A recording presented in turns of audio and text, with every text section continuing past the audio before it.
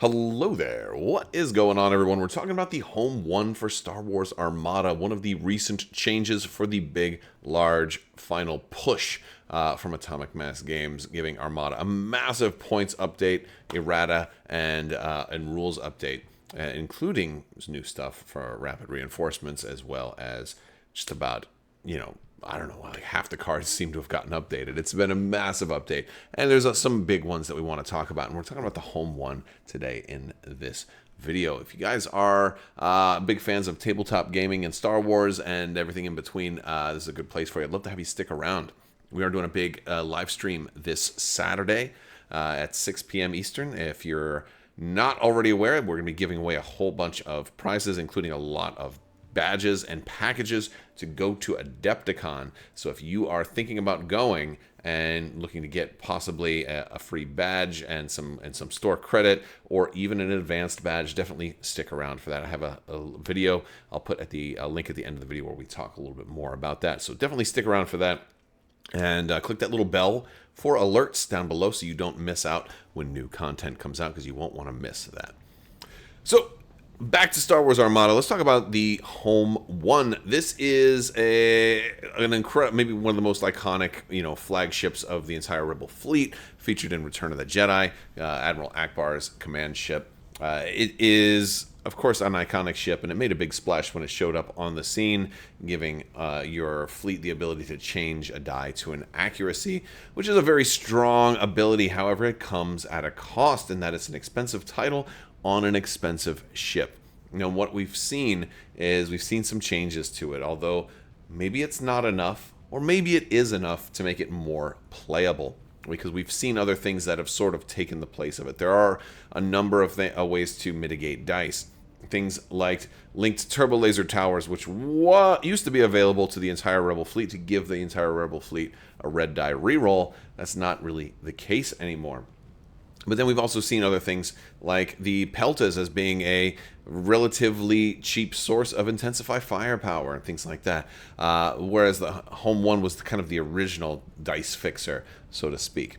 In our recent update, we did see an errata to the Home 1, which was really just a points adjustment that bring it down from 7 points to being only a 5-point title. So it's 2-point reduction right away. Now, that did seem to be the standard for anything that was maybe underperforming. There's a lot of cards got a 2-point adjustment, with few cards got a little bit more than a 2-point adjustment. But the Home 1 title itself was one that only got a 2-point adjustment. Was hoping that it would have received a change in its wording, because it still says, while another friendly ship at distance 1 to 5 is attacking, it may change a die to a face with an accuracy icon.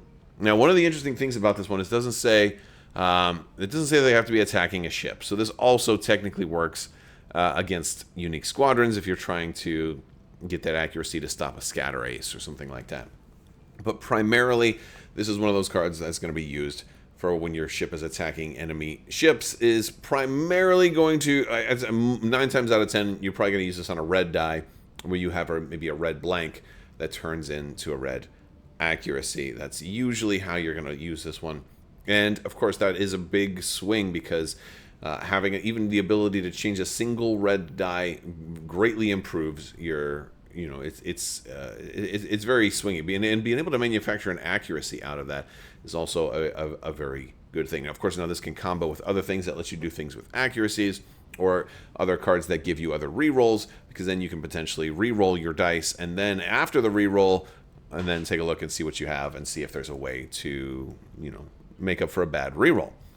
But one of the reasons I say this saw multiple changes is because one of the reasons that it wasn't taken as much, one of them, of course, is that it doesn't work on itself. That is a problem. A lot of people were hoping that this would have been friendly ships, not another friendly ship. I wish it would have changed that, because it would have made it a lot more viable to take, especially considering the ship itself that it's on has a lot of red dice and is susceptible to very bad rolls. We saw one of the MC80, what we call MC80 command versions, or one of the MC80 H. The MC80 command cruiser went down. And this one went down significantly. So the MC-80 Command Cruiser used to be at 106. Now it went down to 102. And that was a 4-point drop. So now we're looking at a total of 6 points, which is, if you were running the exact same fleet, that's a whole nother upgrade that you can fit in your fleet, or could potentially give you room to upgrade from one ship to maybe a higher ship class or something like that, which is a significant change. Now, there are a lot of other changes that go into the Rebel fleet, a lot of other points adjustments, and if you put them all together in aggregate, it can give you room for a whole nother ship or something like that, depending on what you are running. But even small changes have big impacts, and especially when this ship here went down 4 points, is that enough to make it usable when, of course, this is commonly used with Akbar in the Home 1. It was one of the early popular Rebel builds, and that's already the most expensive commander on one of the most expensive ships with one of the most expensive titles. And by the way, it doesn't get to take advantage of its own title, and that's, of course, problematic for such an expensive ship. And it's also slow. So, seeing a points decrease was definitely a good thing for this. Is it enough? Is it usable now? There's a couple of things that kind of factor into it, because you may not always use it with Akbar. You also do have the option, since it's a little cheaper now, maybe you don't have to run it with a Pelta and Intensify Firepower. Of course, that is a cheaper option to get dice fixing, but it does not give you the accuracy. Of course, you can also run them both together. The problem that I've run into, though, a lot of times is when you run two separate dice fixing mechanics and you get a good roll, then you've wasted your dice fixing. It's not as likely that you're going to have two blank reds. It's not as likely that you're going to have two blanks that need fixing. Of course, with extremely large dice pools, it is entirely possible. And of course, you don't always have to run it with Akbar. Maydeen, General Maydeen also saw a change. While he isn't changed in points, he now does not require a nav dial anymore, and he just gives every ship an extra yaw when they're doing their determined course step during their activation.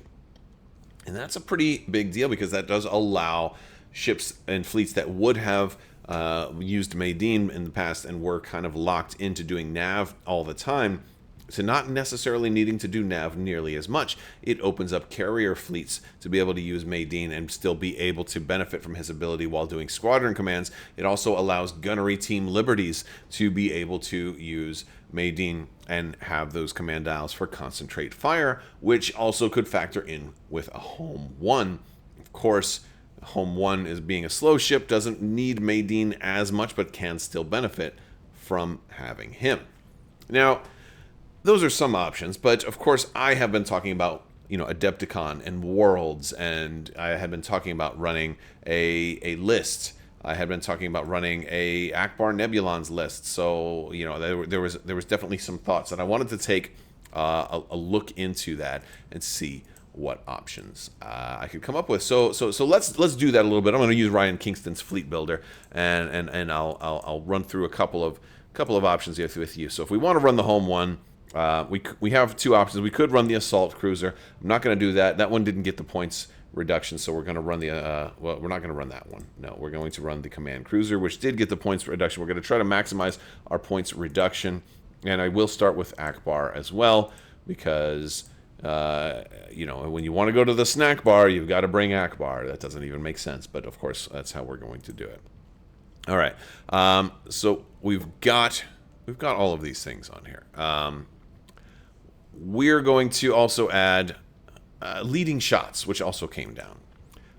This is one that you can definitely put on the MC-80H. This is one that used to be on here quite a bit, because it does give you that option. You have blue dice for days on this ship everywhere. This allows you to get your own rerolls, so that you don't have to worry about it. Plus, you do get to benefit from Akbar, so you're going to have lots of reds. You're going to need rerolls. This gives you those. Even though you don't have dice fixing, you get some mitigation against bad dice. So leading shots is all right. It does require you spend a die, so sometimes you have to think about it. Is it worth it for just a single blank red? Usually not. But if you've got two or more, then possibly so. Or maybe you have all accuracies and no damage or something like that. So leading shots went down. It was one of those cards that used to be really cheap and then was taken all the time. Then it went up significantly, and then it went back down a little bit. It's kind of meeting in the middle.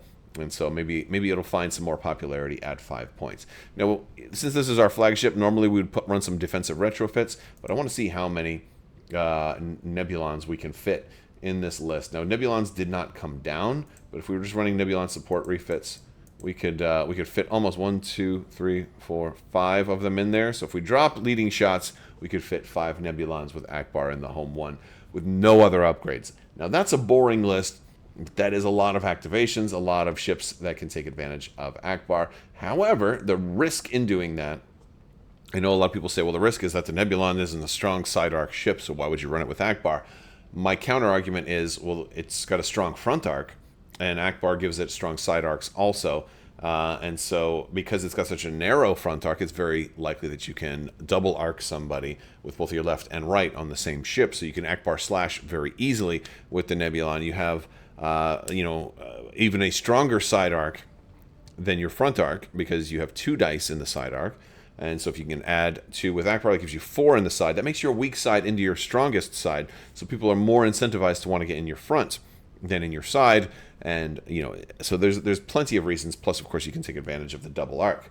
However, if there's an obstacle in the way and you don't get that first red die, you can potentially miss out on the entire shot if the attack is obstructed. So what we're going to do is we're going to do something a little different. We're going to start out with a Nebulon B support refit. I am going to have every Nebulon in this list run the wonderful enhanced armament. It's expensive.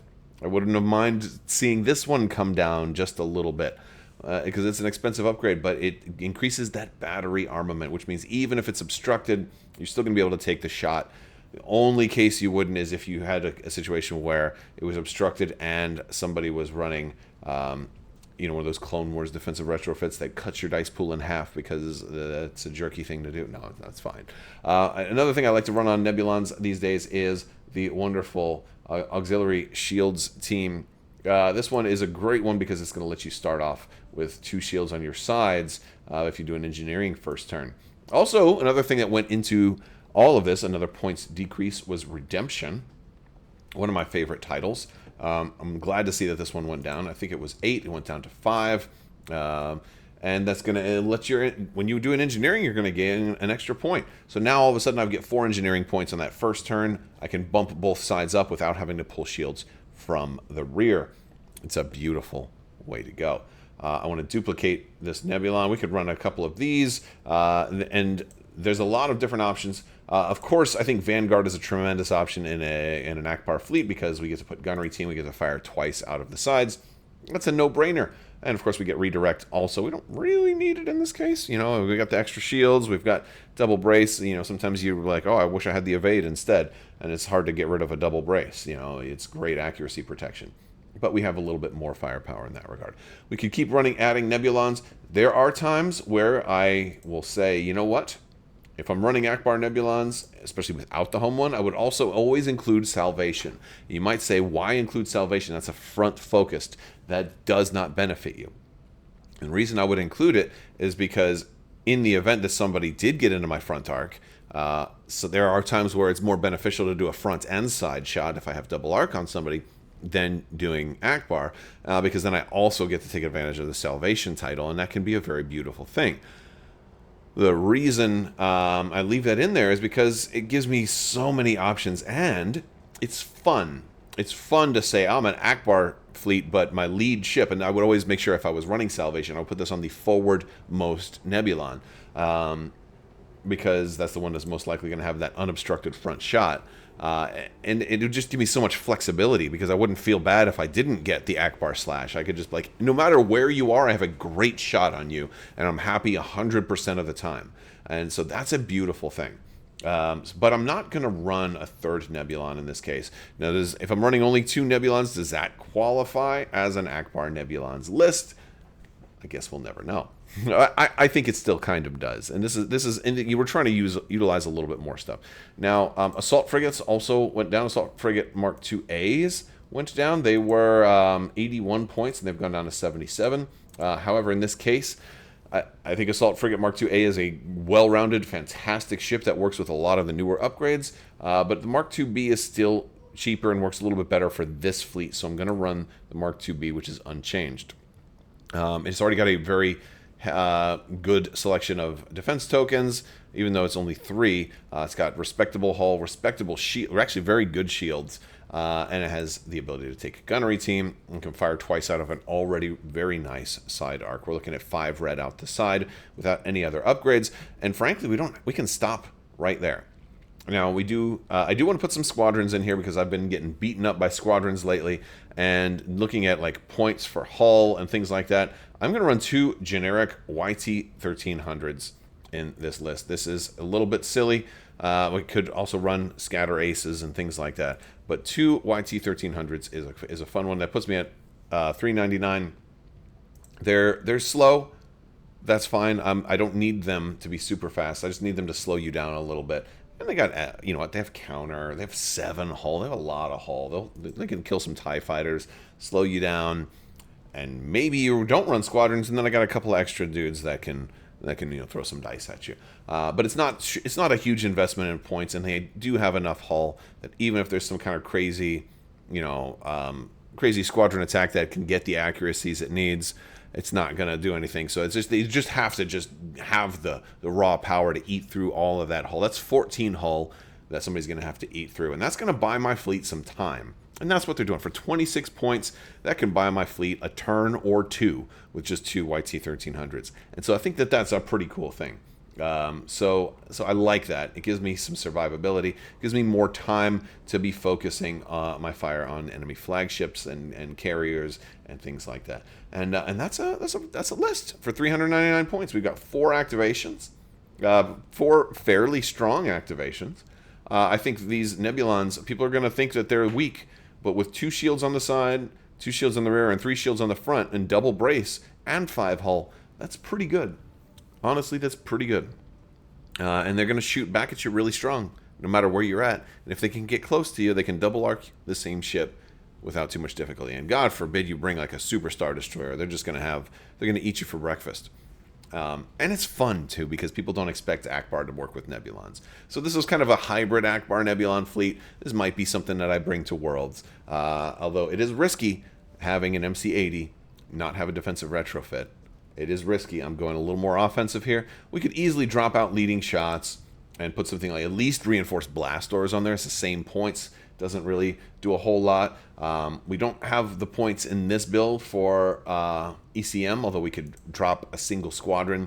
Maybe put an A-wing in there instead of a YT 1300 or something like that. We could drop the points a little bit. We could, you could make some changes to it, but that's the overall concept. We're looking at a lot of different cards that saw some changes, a lot of things that saw some point decreases, and this is a list that we wouldn't have been able to fit for 400 points prior to the update. So maybe there's something to it. Is this enough to make Home 1 like a game changer? I don't think so. I think in order for Home 1 to have been a game changer, it would have needed not necessarily the points decrease, although that is welcome. It would have needed to have been able to affect its own ship. If the MC-80 itself could also turn that die to an accuracy, I think Home 1 would jump from like, C plus, B minus tier to like A plus tier. That's my take on it, but I want to know what you guys think. Let me know down in the comments section what you guys think of the points changes specifically as they apply to the Home 1 and the MC-80 points decreases. Do you think it needs more? Do you think it got too much? Or do you think that it landed at just the right spot? I do generally overly kind of lean towards smaller incremental changes rather than larger drastic changes, because you don't want to necessarily have to dial back. You want to keep pushing closer and closer until you get just right, although that is unfortunate that we're not going to see any other points updates, at least in the foreseeable future, but that is the way it goes, and this was definitely a step in the right direction, even if it didn't get us all the way there. And I think it's more playable now than it was a couple of weeks ago. All right, that's going to do it for today's video. I want to thank you all so much for watching. Big thanks to my patrons. You guys are out of this world and help make this channel possible. Thank you so much for watching. May the Force be with you. Live long and prosper. Be excellent to each other. And always wash your socks.